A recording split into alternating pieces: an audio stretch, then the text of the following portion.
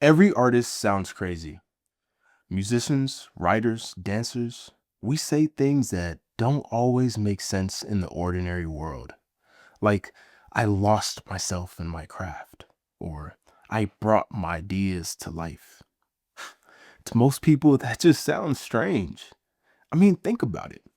How do you lose yourself? Like, where did you go? And how can you bring something to life that isn't alive? To an artist, the answer is obvious. But that's because we speak a different language. Not English, not any language you can learn in school. It's older, more symbolic. It's a universal language that's not bounded by borders or culture or race. We speak in color, in rhythm, in silence. It's both literal and metaphorical, poetic and practical. We speak in code, not because we want to be cryptic, but because there are things that we feel that language can't communicate effectively. So we bend it. We get poetic and we say things that sound like nonsense but feel like truth. This is the language of art. And today, I'm going to translate a few of our phrases so that once and for all, the world can understand us just a little bit more. Let's start with one that sounds like pure magic. Artists love to say that we're making something from nothing. That phrase, maybe more than any other to me, captures the essence of being an artist. It's the root of it all. It's a blank page, it's an empty room, it's silence. And from that comes music and movement and vision. And I think about it, I'm like, where did it all come from? It's like sometimes I feel like it came from nowhere, and other times I feel like it came from everywhere. Because we're pulling reality out of the unseen. We reach into a place that can't be touched with bare hands and come back with something that never existed before. You take an image, you take a melody, you take a feeling, and you pull it into the world. Every painting, every poem, song is proof that the ether is not empty, it's full. And that's not magic, that's manifestation. That's the power of an artist. And our ability to manifest our ideas starts with a moment. An artist, we call that moment the creative spark because it starts as a flicker and it turns into a fire. And there's a misconception that artists chase this feeling, they chase this spark. But actually, artists do not chase this spark, they create space for it. And when it comes, it doesn't just light up a room, it sets our soul on fire. And I'm not just talking about metaphorically here. Look, a lot of artists often describe this as a real physical sensation. Maybe you felt it too. It's like a heat in your chest, a charge, a kind of pressure that builds up until it has somewhere to go. To most people, this sounds crazy. That's because most people don't spend their lives tuning themselves like an instrument to catch these lightning strikes. But artists do. And when that spark hits us, we walk away transformed forever. Because that fire just can't stay inside of us. Eventually, it demands to be released. And that's why artists also say, I had to get it out. Because holding it in would have broken us. After the spark, eventually an idea becomes pressure. It builds up to the point where you don't create because it's impressive or you're just practicing. You create because you have to relieve something. It's a purge, it's a scream, it's a release to the point where sometimes literal tears stream down your face. Edvard Munch created the scream painting after an anxiety attack. He said he painted to exhale his unending cry. You see, art is how we bleed without dying. It's how we survive our own storms. And once it's out there, there's no turning back. You get swept away by something much bigger. And artists call that the creative process. We say process because it's really a metamorphosis. It's not something you do, it's something you go through. It's like grief or adolescence. It's not steps, it's not task, it's a surrender. You are not outside of it. You don't manage it. You get dragged through it, shaped by it, humbled by it, and most of the time transformed by it. We're just never the same on the other side. Every piece you make is a version of you reborn. I like to say that the process makes the art, but also remakes the artist. And through this process, let's talk more about the path that we walk. Artists call that path a journey because creating is not a straight line. It's not a sprint. It's more like a sacred path that loops and twists and bends in on itself. It reminds me of a quote by Twila Tharp that says, "Art is the only way to run without leaving home." It's a journey that travels in multiple directions at the same time. It moves you toward your vision, toward your truth, and each step is a return to yourself. This path doesn't lead outward, it leads inward to a point where artists say that we must tap into our creativity. We say that as if it's a resource under a surface. We speak of it like a well or a frequency because it's already in you. It always is, it always was. Stephen King called stories fossils already buried in the ground. Miles Davis said that he practiced silence on stage to play what's inside him. You see, creativity is not borrowed, it's not learned. You don't manufacture creativity, you remember it. You remove what's in the way.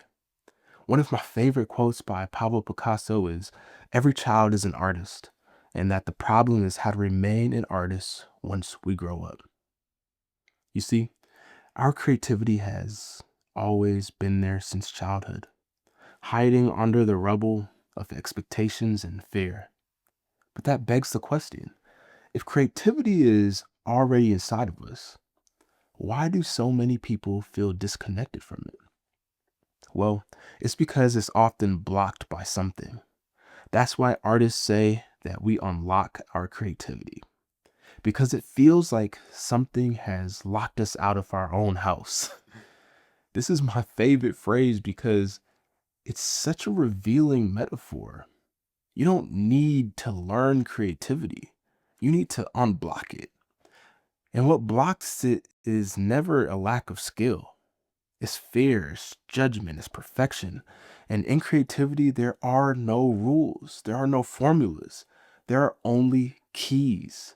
Keys that are handed down from other creators' journeys, or earned through hard work, or discovered in the depths of your own resistance.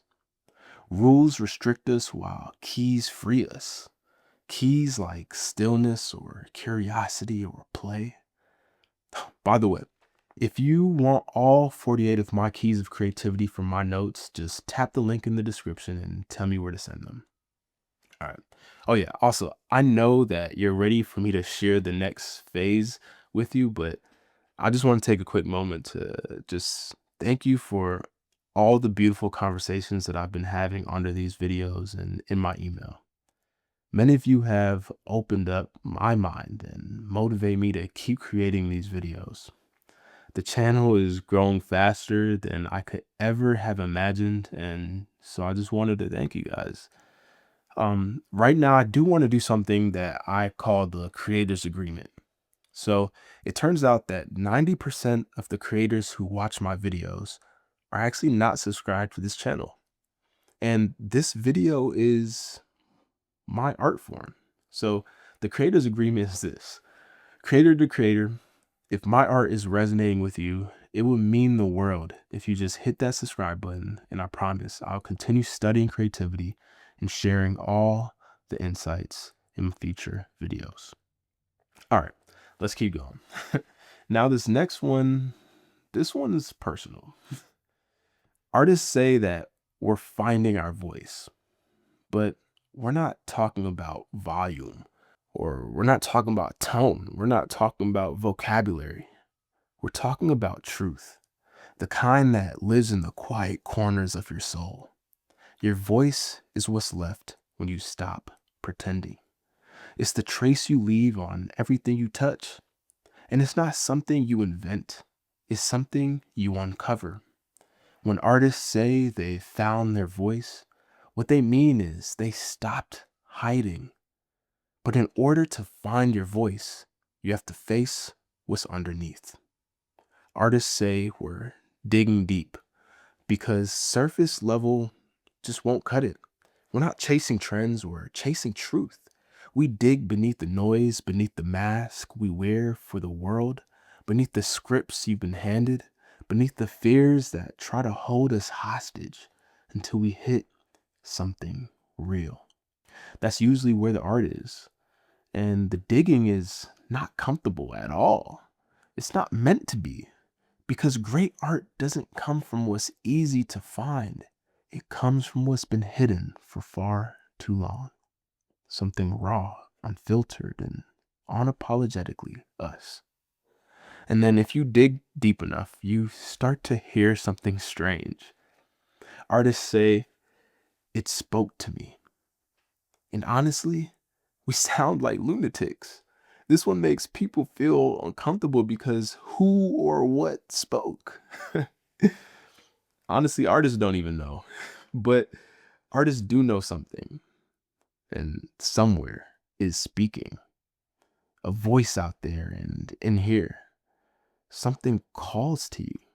It feels like a beautiful conversation that we never intended to start.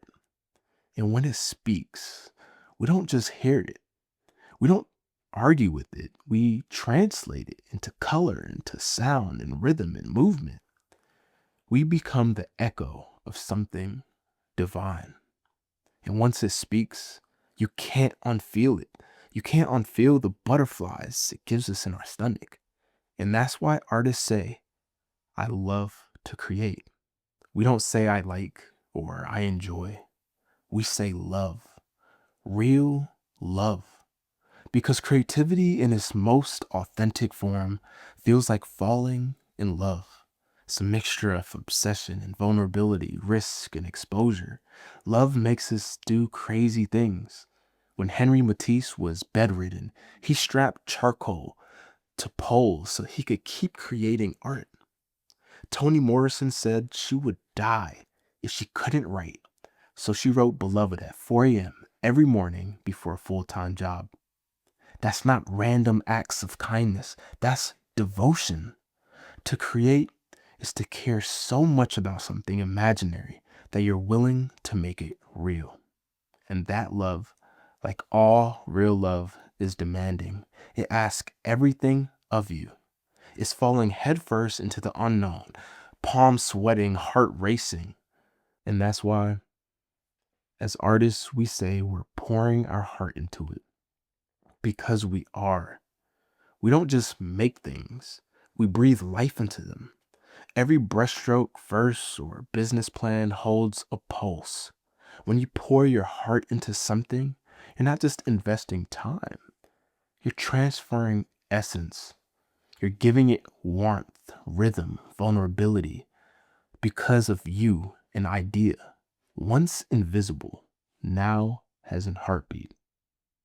And when you give everything, something beautiful happens. You relinquish your control.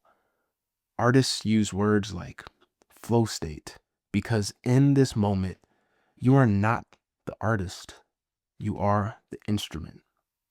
Pay attention to the word flow though. You're not pushing anymore, you're being carried.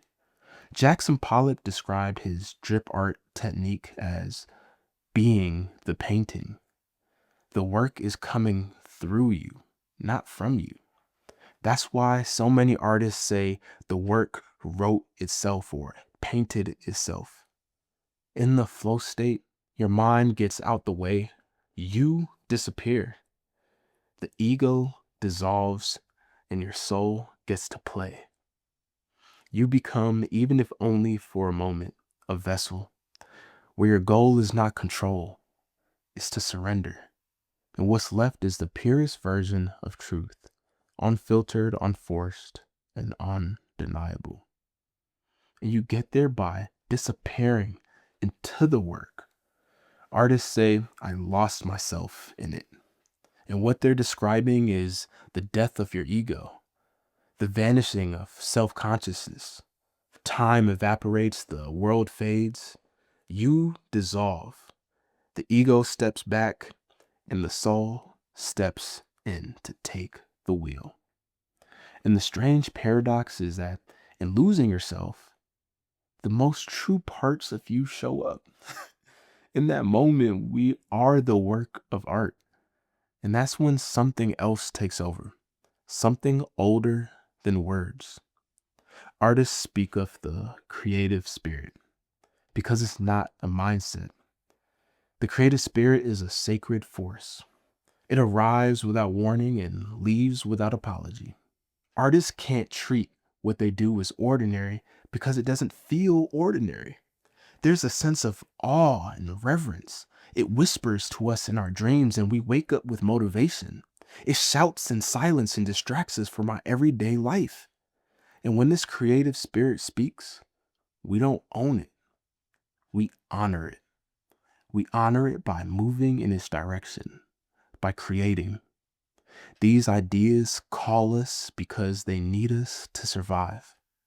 That's why artists say that we want to bring our ideas to life. Because ideas don't stay ideas for an artist. They beg to be born. They demand it. We feel it in our chest and they choose people who are open. They knock on your door and if you listen, they stay. If you ignore them, honestly, they'll find someone else. And once they are brought to life, you don't own them. You raise them. You shepherd them into the world. You get to know them. And sometimes they grow up into something strange and unforeseen. And like any other parent, you are forever marked by them. J.K. Rowling took Harry Potter from napkin notes to an entire universe, still championing this idea through new forms of media decades later. The life we give our ideas are fragments of our own lives. That's why artists say, express myself. Because when you make a song or a painting or a dance, what you create is you. Pieces of you carved out and shaped into something others can see. For some artists, it's visual. For others, it's musical. For some, it's food or code or movement. Whatever your creative domain, it's vulnerability in physical form. It's internal matter made external. I think that's what makes art therapy, because you get a chance to look at yourself from another perspective. The art is a mirror, sometimes distorted, sometimes brutal, but always, in some sense, true. So next time you speak the language of art, know this. To the outside world, it might sound too abstract, indulgent, or even absurd. It's because language breaks under the weight of the beauty we're trying to say. And if none of these phrases make sense to you, that's okay. It wasn't meant for everyone, because this is a language only artists will understand. A language of feeling, of presence, of soul. It only makes sense when you live it.